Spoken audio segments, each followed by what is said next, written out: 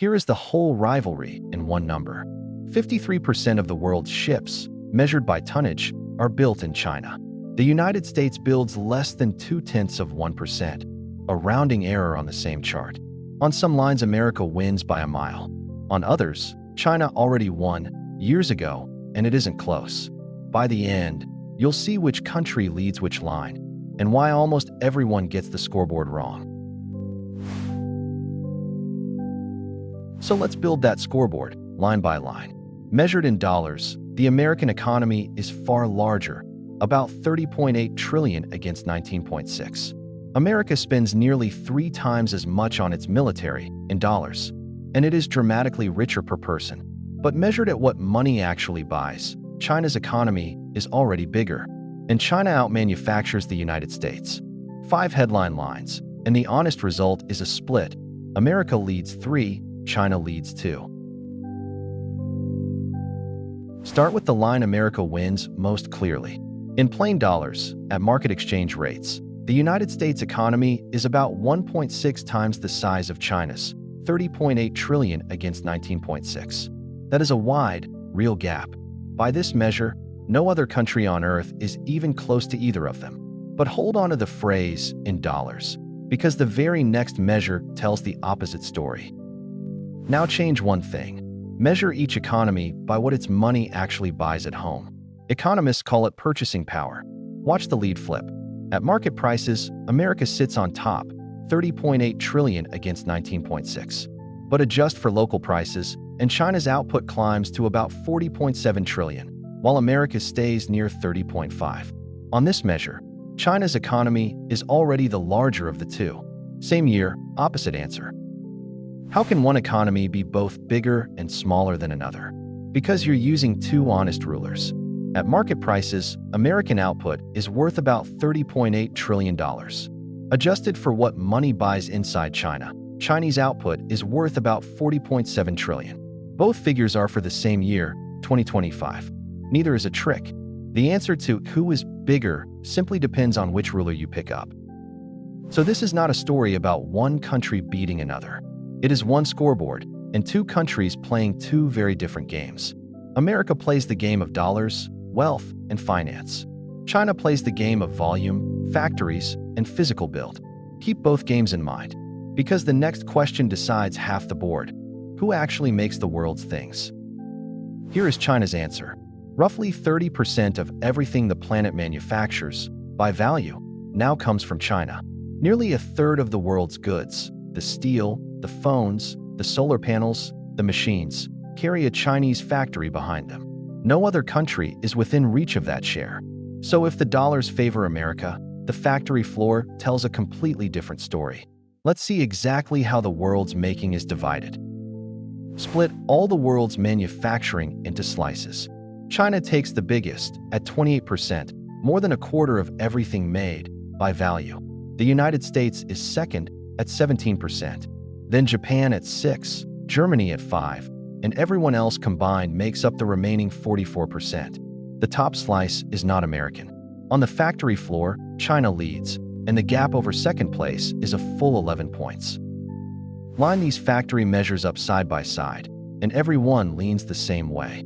In manufacturing output, China makes about $4.7 trillion of goods against America's $2.9. In merchandise exports, China ships $3.58 trillion against $2.07. In shipbuilding, it's 53% of world tonnage against under 1%. In electric vehicle batteries, 69% against 10%. This board is lopsided on purpose. It's the part of the scoreboard China already won. Take exports first.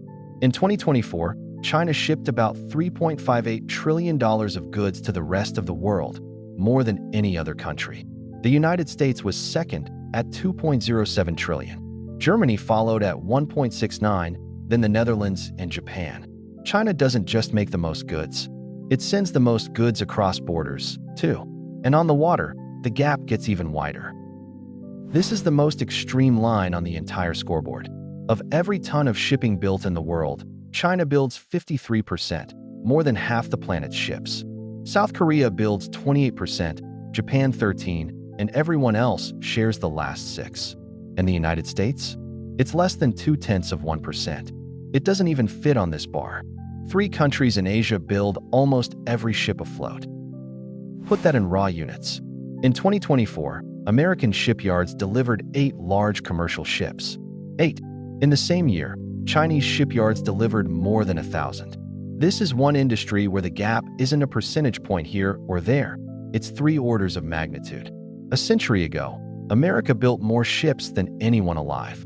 Today, on commercial tonnage, it has almost left the water entirely. Now the batteries that power the electric era. By where they're deployed, China accounts for about 60% of the world's electric vehicle battery use. The European Union 15, the United States 10, and the rest of the world the remaining 15. And Chinese manufacturers build closer to 69% of every battery installed worldwide. Whether you count by region or by maker, the road ahead runs largely on Chinese cells. And underneath the batteries and the motors sit the raw materials. Roughly 90% of the world's rare earths, the elements that make magnets for motors, wind turbines, and drives, are refined in China. Not mined. Refined, the hard step. It's the quiet choke point beneath the electric economy. So on scale, exports, ships, batteries, and raw inputs, one side keeps winning. Which raises an obvious question about the physical world. Look at what China has physically built.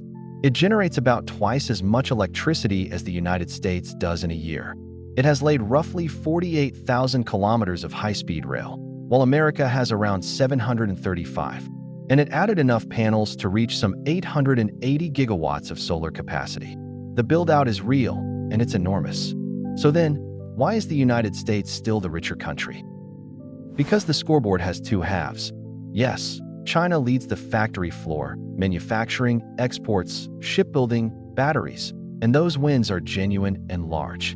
This is where China already won, and pretending otherwise would be dishonest. But a country is more than its factories. Turn the board over, and a different set of lines lights up entirely for the United States. The dollars, it turns out, tell their own story. Start with the household. American output per person is about $89,991 a year. In China, that figure is closer to $13,800. That's a gap of roughly 6.5 times. China has more than 4 times America's population, which is exactly why its total output can rival America's while each person, on average, earns far less. Scale and wealth are not the same thing. Hold the 2 economies side by side again and watch the per-person line. In dollars per person, the United States is around $90,000 against China's $14,000, a roughly 6-fold lead. And the same pattern shows up in household wealth. The typical American adult holds far more than the typical Chinese adult. On raw factory volume, China leads. On what lands in a household, the United States leads clearly. It shows up in the biggest companies, too. On the 2025 Fortune Global 500 list, the United States is home to 138 of the world's largest companies. Greater China has about 130. Japan has 40, Germany 29, France 24. On raw company count, America edged back ahead this year. The 2 giants are neck and neck at the very top of global business. And then there's the money itself. Of all the currency reserves held by the world's central banks, about 58% is US dollars. The euro is 20%, the yen 6%, the pound 5%, and everything else 11%. Here's the striking part. China's currency, the renminbi, is only about 2% of the total, folded into that other slice. The world's number 1 or number 2 economy still doesn't print the world's money. America does. Now a line where the numbers cross over. In 2024, China filed about 1.8 million patents, roughly 3 times America's 600,000. On sheer quantity, China dominates. But by how often that work is actually built upon, cited, reused, taken to the frontier, American patents and papers still score higher. Think of it as quantity against quality. China files more. American work, on average, gets used more. And at the very edge of technology, the balance tilts toward the United States and its allies. The leading large AI models mostly come from American labs. The most advanced chip designs sit with the United States and a small circle of partners. and around 28 of the world's top 100 universities are American. The frontier of research still leans west. So, after all these lines, who is actually ahead? Here is the honest tally for lines that capture the whole story.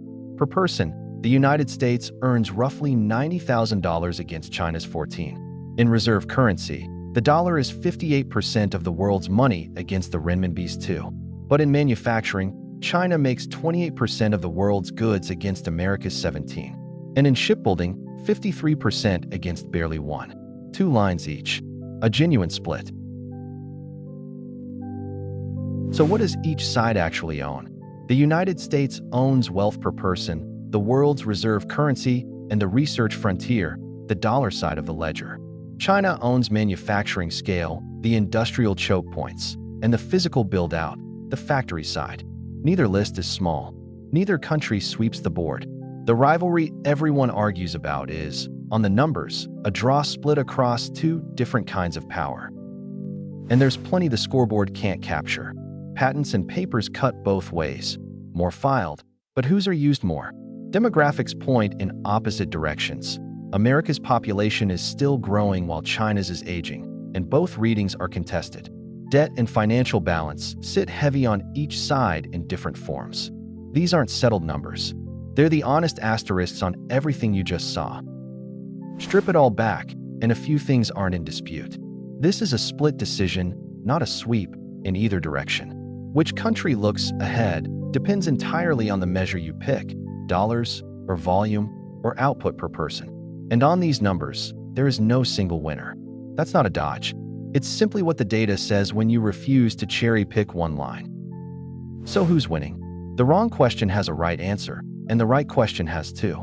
2 economies share one planet, and there is no single winner. Only different questions, each with a different answer. Ask about wealth, and one flag rises. Ask about factories, and the other does. The scoreboard was never one number. It was always a split, and now you can settle it yourself.